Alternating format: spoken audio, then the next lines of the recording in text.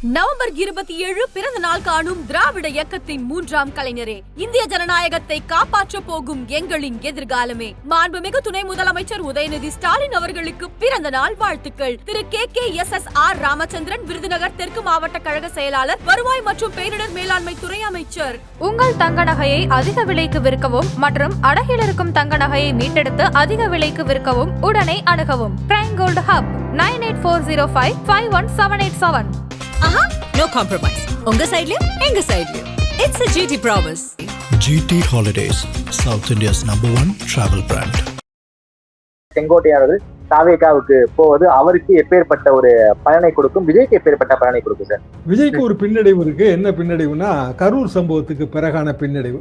அந்த பின்னடைவை அரசியல் ரீதியாக நிவர்த்தி செய்யறதுக்கு இது உதவும். தாவேகாவுக்கு லாபம். ஏன்னா இப்பதான் செங்கோட்டையன் தான் இப்ப இருக்கிறதுலே சீனியர் மோஸ்ட் தாவேகாவுக்கு போய் சேரும்போது. அப்படின்னா செங்கோட்டையன் உள்ள போனதன் காரணமாக என்டிஏ கூட்டணிக்கு விஜய் போக மாட்டாரு, அதிமுக தாவேகா கூட்டணி கிடையாது, நாம முடிவுக்கு வந்துடலாமா சார்? தாவேகா அதிமுகவோடையும் கிடையாது, பிஜேபியோடையும் கிடையாதுன்னு தான் முடிவுக்கு வரணும். நம்ம கேப்டன் விஜயகாந்துக்கு பண்ருட்டியார் எப்படி ஒரு அசோட்டா இருந்தாரோ அதே மாதிரி விஜய்க்கு நிச்சயமாக ஒரு மிகப்பெரிய அசோட்டா செங்கோட்டையன் இருப்பார்ல சார்? அது செங்கோட்டையன் இவங்க எப்படி பயன்படுத்திக்கிறாங்கன்னு பொறுத்து பயன்படுத்தணும். அவங்க அனுபவத்தை பயன்படுத்தணும். தினம் தினம் பார்த்து பேசணுங்க. அதான் இதோட பெரிய சிக்கல். போன்லயாவது பேசணும்.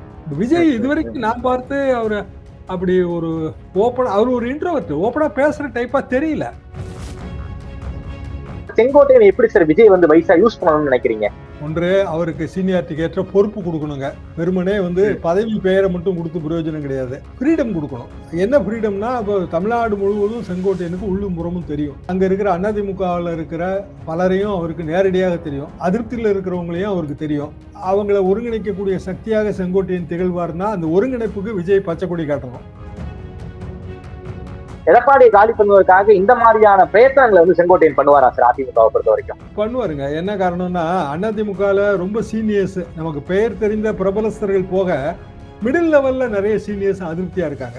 அப்படி இருக்கிறவங்களுக்கு இது ஆறுதல் செய்தி. என்னன்னா, ஓ செங்கோட்டையனே போயிட்டாருங்க, சரி அவர் ரூட்ல நம்மளும் போலாம்.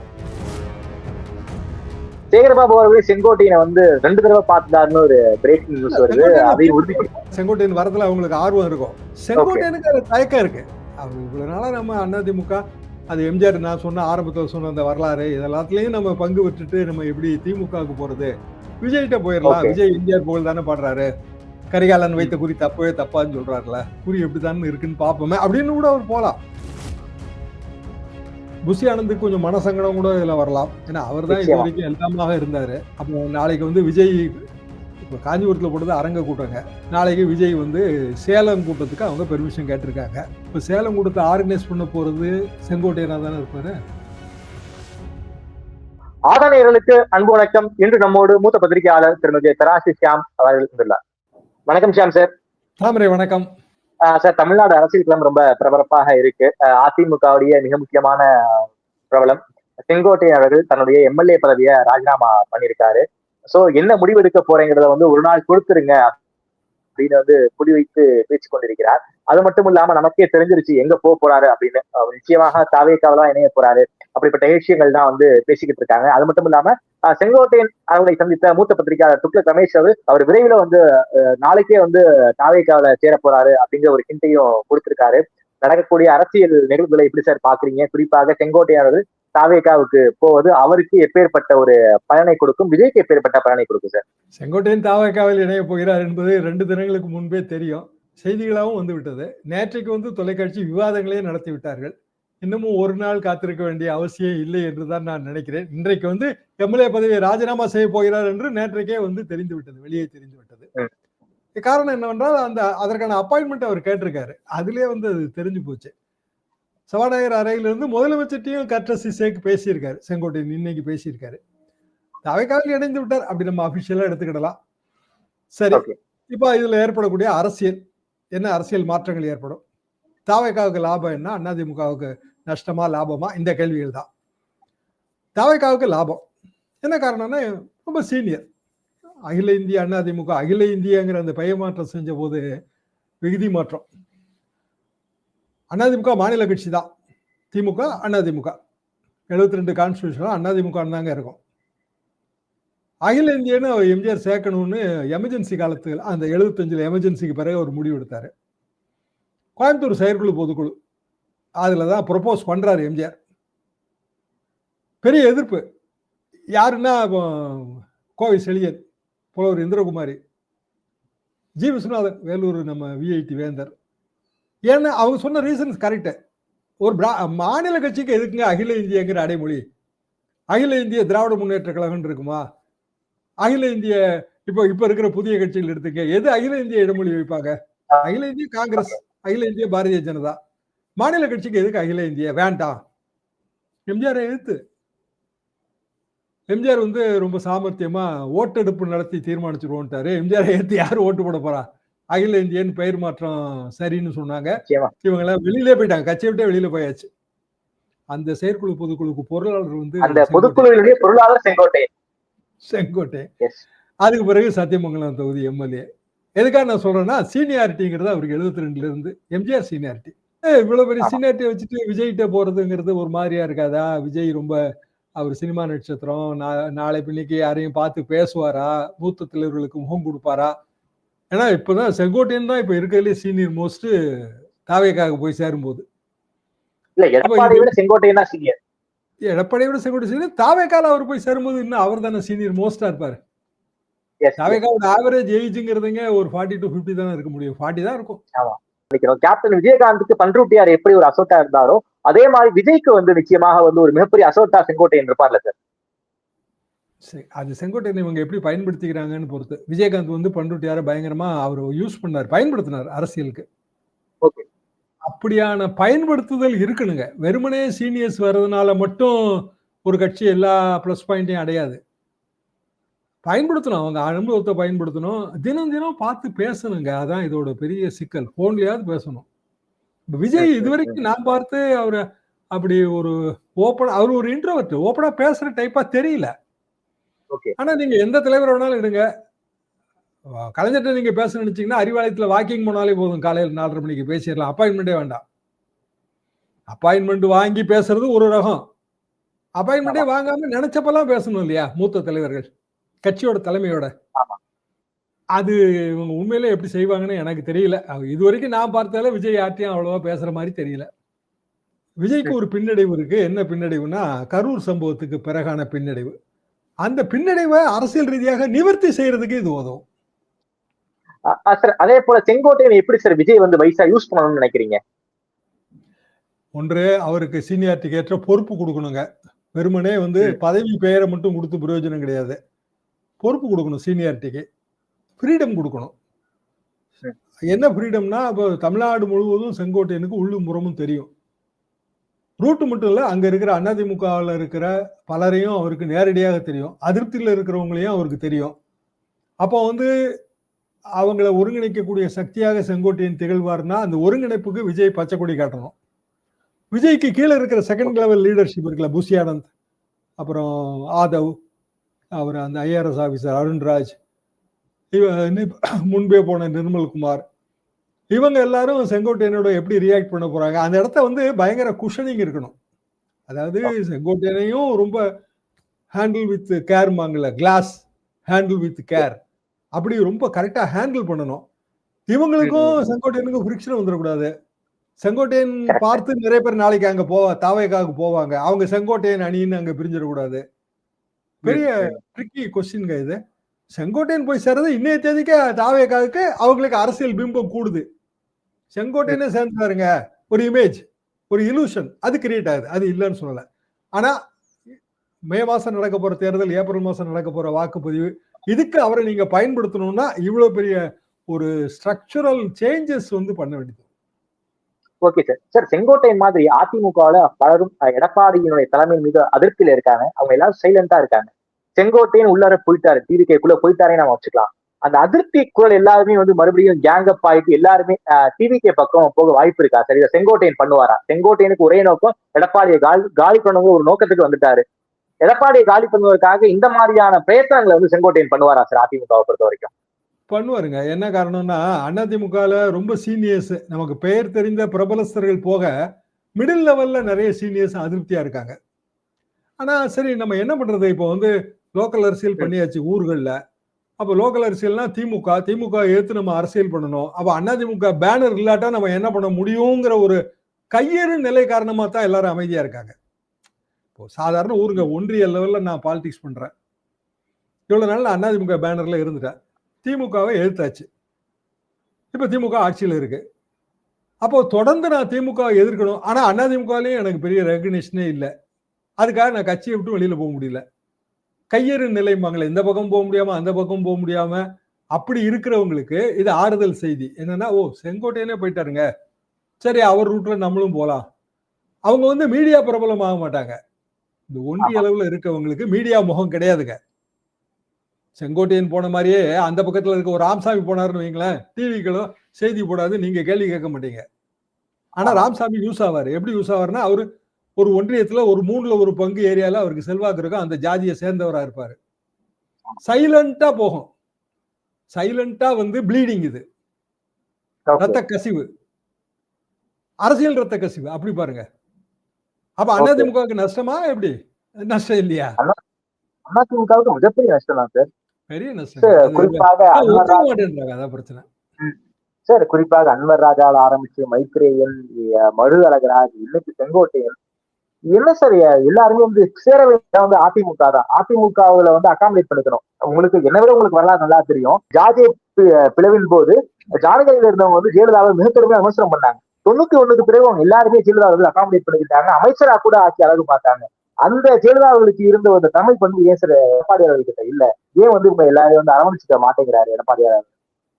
இல்ல, ஜெயலலிதா கடினமாக ட்ரீட் பண்ணவங்களும் இருக்காங்க. அதையும் நம்ம மறந்துடக்கூடாது. திருநாவுக்கரசன்னா அவர் பெரிய செல்வாக்குள்ள ஜெயலலிதா அவருக்கு 2-3 வாய்ப்புகள் கொடுத்தாங்க, சரியா வரல. அதுக்கு பிறகு அவர் வெளியில போன பிறகு அவங்க கண்டுக்கவே இல்லை. பண்ருட்டியாரே அப்படித்தானங்க தேமுதிகவுக்கு போனாரு. அதனால சில தலைவர்கள் அப்படியே முடிவு எடுக்கலாம். அதை நம்ம தவறுன்னு சொல்ல முடியாது. எடப்பாடி பழனிசாமி எடுத்த முடிவை முழு தவறுன்னு நான் சொல்ல வரல. கரெக்ட். ஒரு கட்சிக்கு தலைமை இருக்கு. அந்த தலைமைக்கு எதிராக பொதுவெளிக்கு குரல் கொண்டு வரும்போது தலைமையை பலவீனப்படுத்தணும் அவர் நினைச்சிருக்காரு. சிக்கல் என்ன அப்படின்னா, ஜெயலலிதா அப்படி கடினமான ஸ்டாண்ட் எடுக்கும்போது அவங்க எலக்டோரலி சக்சஸ்ஃபுல்லா இருந்தாங்க. அப்போ உதாரணமா 98 தேர்தல், 96ல பெரிய தோல்வி. 98 தேர்தலில் அவங்க திருப்பி புத்துயிர் பெற்று 40 தொகுதிக்கு 30 தொகுதி ஜெயிச்சிட்டாங்க. ஜெயிச்ச பிறகு அவங்களை கேள்வி கேட்க ஆள் கிடையாது. எடப்பாடி பழனிசாமி அந்த நிலைமைக்கு போகல. என்னன்னா, அவரு சசிகலா முதல்வராக்குறாங்க. அதுக்கு பிறகு ஒரு 4 வருஷம் அவர் ஆட்சி நடத்தியிருக்காரு. அவரோட தலைமைக்கு கீழே அதிமுக ஆட்சியை இது வரைக்கும் பிடிக்கல. அது பிறகு பல தோல்விகளை நம்மளே பார்க்கிறோம். அப்போ அவர் எப்போ அதிரடி முடிவுகளை எடுப்பதற்கு அவருக்கு அந்த அரசியல் ரீதியாக அந்த தகுதி வரும்னா, 2026 தேர்தலில் பெரிய வெற்றி பெற்று திமுக வீழ்த்தின பிறகு. இப்போ திமுக வீழ போகிறதா இல்லையாங்கிற கேள்வியை விட அதிமுக வீழ போகிறதா இல்லையாங்கிற கேள்வியில பிரதானப்பட்டது. சரி, இப்ப கடைசியில யாருக்கு நஷ்டம்னு பேசுறாங்க எல்லாரும். அவங்களுக்கு ஒரு எம்எல்ஏ கூட கிடையாது. இப்போ பிரச்சனை கிடையாது. அதிமுக நஷ்டம்னு பேசுறாங்க இல்லையா? நிச்சயமா அதிமுக மிகப்பெரிய நஷ்டம். சரி, அப்புறம் அவர் தானே தாவேகா வரப்போகுது, கொடிய செய்து பார், பிள்ளையார் சொல்லி போட்டது பாருன்னு சொன்னாரு. இப்ப அது இல்லைன்னா இல்ல, செங்கோட்டை அவரே தானே நாங்க சேர்த்திருக்கோம். அப்ப நாங்க ஏன் உங்ககிட்ட வரோம்னு தாவேகா சொல்லுவோம்ல. அப்படின்னா செங்கோட்டையை உள்ள போனதன் காரணமாக என்டிஏ கூட்டணிக்கு விஜய் போக மாட்டாரு, அதிமுக தாவேகா கூட்டணி கிடையாது நாம முடிவுக்கு வந்துடலாமா சார்? தாவேகா அதிமுகவோடையும் கிடையாது, பிஜேபியோடையும் கிடையாதுன்னு தான் முடிவுக்கு வரணும் நம்ம. அதாவது தாவேகா தலைமையில் ஒரு கூட்டணி. 2 நாளைக்கு முன்னாடி தினமலர்ல செய்தி, பனையூரில் நட்சத்திர விடுதியில் அமித்ஷாவை தங்க வைக்க ஏற்பாடு இருந்ததா இல்லையா? பனையூருக்கு அமித்ஷா உள்துறை அமைச்சருங்க. அவரு இங்க வரும்போது அவருக்கான பாதுகாப்பு எத்தனையோ வளையம் இருக்கும். அதெல்லாம் பார்த்து தான் அவருக்கு அவர் தங்குறதுக்கு ஏற்பாடு பண்ணுவாங்க.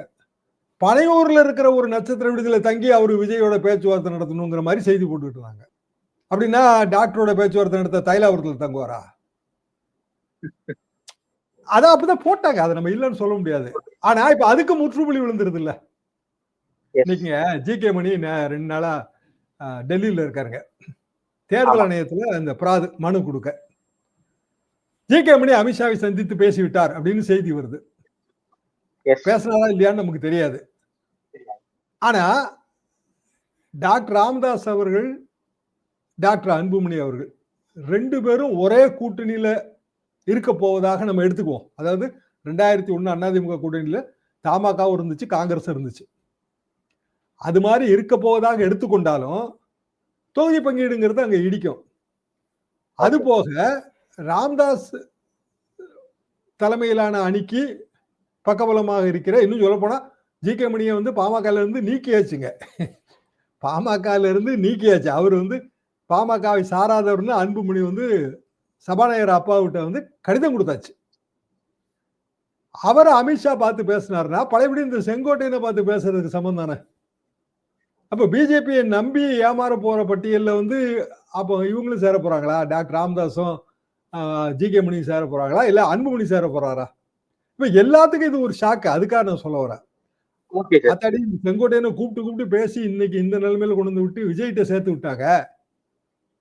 நாளைக்கு நம்மளே இதே நிலைமைக்கு தானே கொண்டு வந்து விடுவாங்கன்னு தானே நினைப்பாங்க. அரசியல் ரீதியா அந்த நம்பிக்கை போயிரும்ல சார். அரசியல் ரீதியாக சேகர்பாபு அவர்களே செங்கோட்டையனை வந்து 2 தடவை பார்த்துட்டாருன்னு ஒரு பிரேக்கிங் நியூஸ் வருது. அதை உறுதி அதனாலதான் இன்னைக்கு அவர் ஒரு கட்சி சேர்க்க முதலமைச்சர் பேசியிருக்காரு. கட்சி சேர்க்க முதலமைச்சர் பேசியிருக்காரு. அது இருக்கலாங்க. ஏன்னா செங்கோட்டையன் வரதுல அவங்களுக்கு ஆர்வம் இருக்கும். மனோஜ் பாண்டியன் போய் சேர்ந்துடலாம், அது மாதிரி ஒரு ஆர்வம் இருக்கும். செங்கோட்டையனுக்கு அது தயக்கம் இருக்கு. அவர் இவ்வளவு நாளா நம்ம அதிமுக, அது எம்ஜிஆர் நான் சொன்ன ஆரம்பத்தில் சொன்ன அந்த வரலாறு இதெல்லாத்துலயும் நம்ம பங்கு விட்டுட்டு நம்ம எப்படி திமுகவுக்கு போறது, விஜய்கிட்ட போயிடலாம். விஜய் எம்ஜிஆர் புகழ் தானே பாடுறாரு, கரிகாலன் வைத்த குறி தப்பவே தப்பான்னு சொல்றாருல, குறி எப்படிதான் இருக்குன்னு பாப்போமே அப்படின்னு கூட அவர் போலாம். பிராக்டிகலா என்னன்னா செங்கோட்டையன் இளைய தலைமையோடு பணியாற்ற தயார் அப்படின்னு அவர் சொல்றாரு. இப்போ அப்படித்தானே? நிச்சயமா சார், நிச்சயமா. அதே இடத்துல விஜய் வந்து சீனியர் தலைவர்களோடு பணியாற்ற தயாருங்கிற அந்த சூசகத்தை கொடுக்கிறார்ல.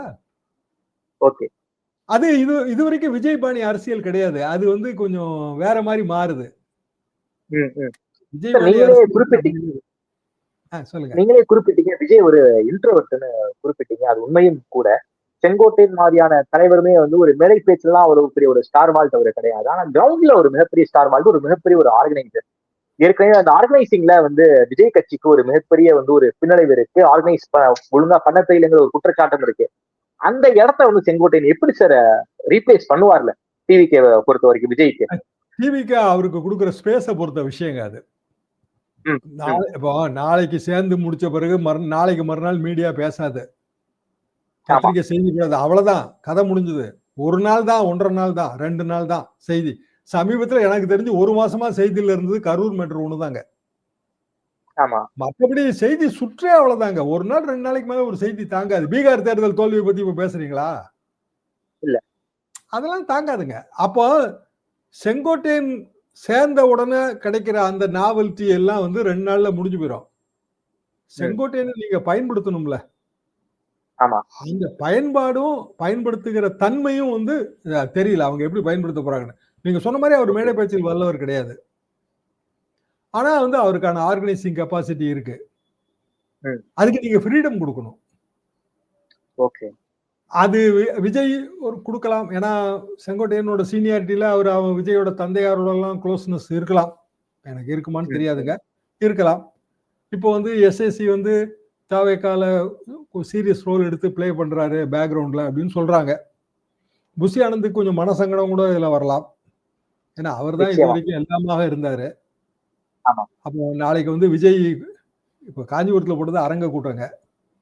நாளைக்கு விஜய் வந்து சேலம் கூட்டத்துக்கு அவங்க பெர்மிஷன் கேட்டிருக்காங்க.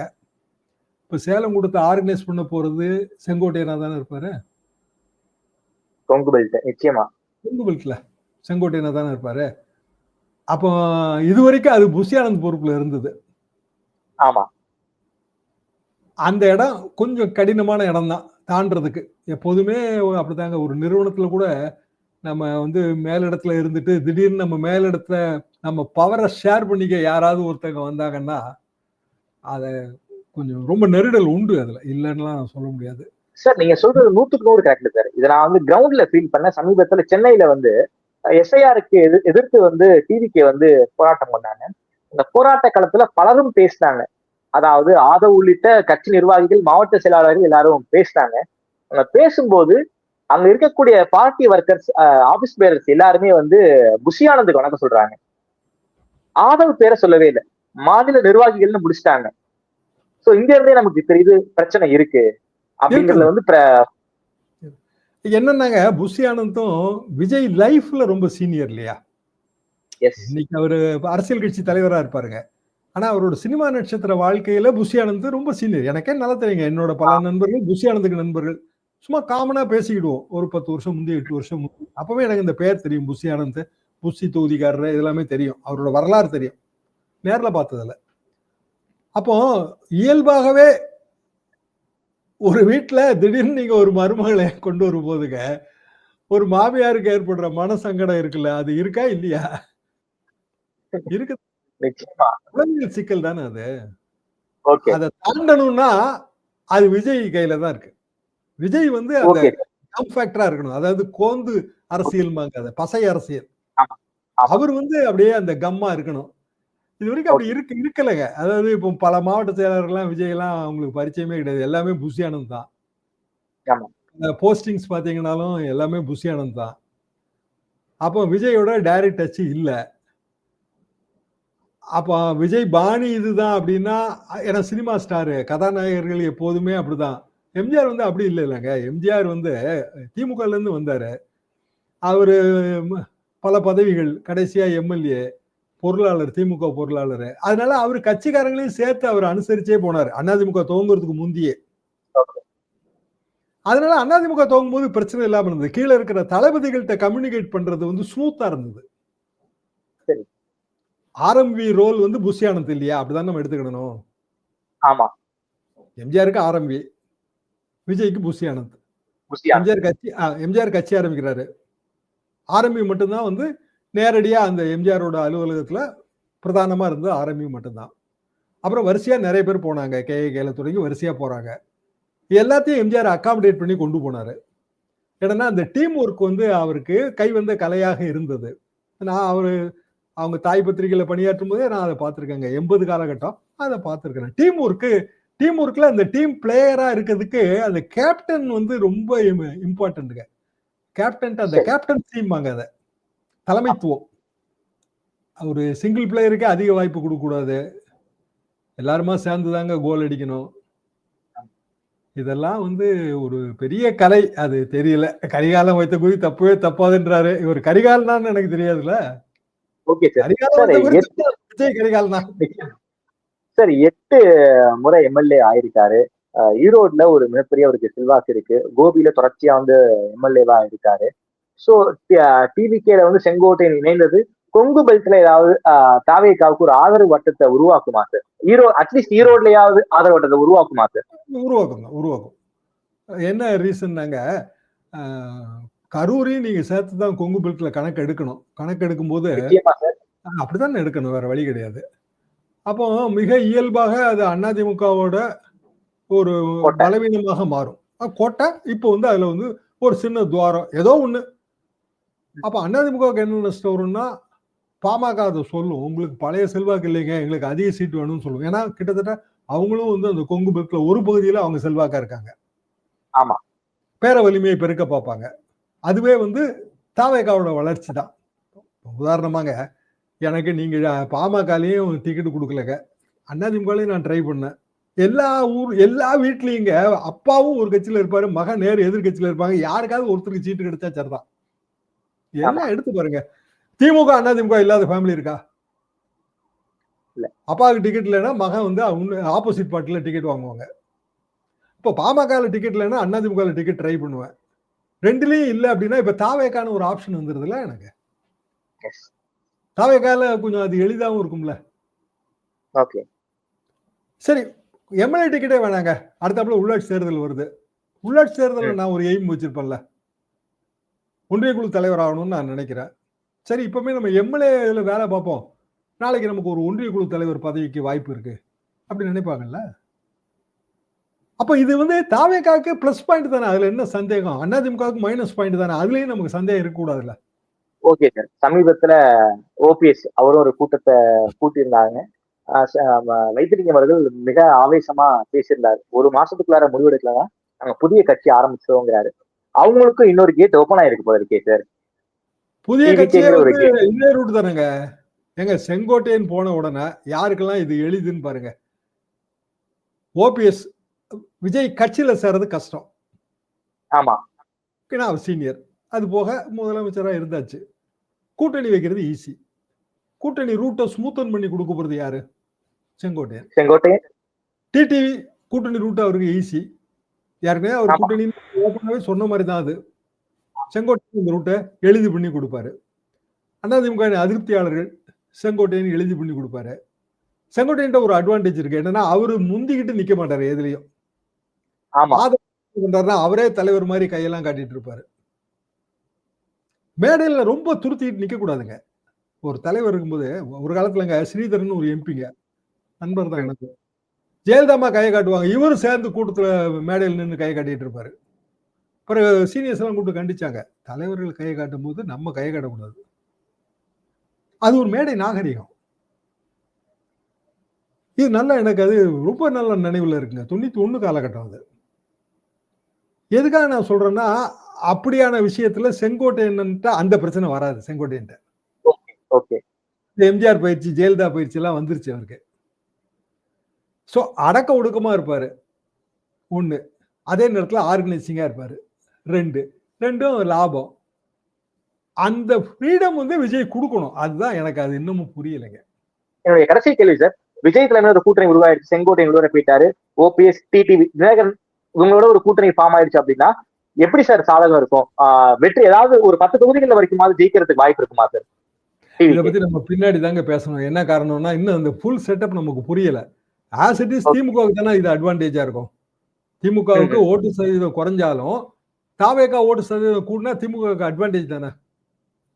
ஓகே. இப்போ இந்த களம் நமக்கு எப்ப தெளிவா தெரியும் அப்படின்னா இன்னும் சில மாதங்கள் போன பிறகுதான். இப்ப பிப்ரவரியில நோட்டிபிகேஷன் சொல்றாங்க.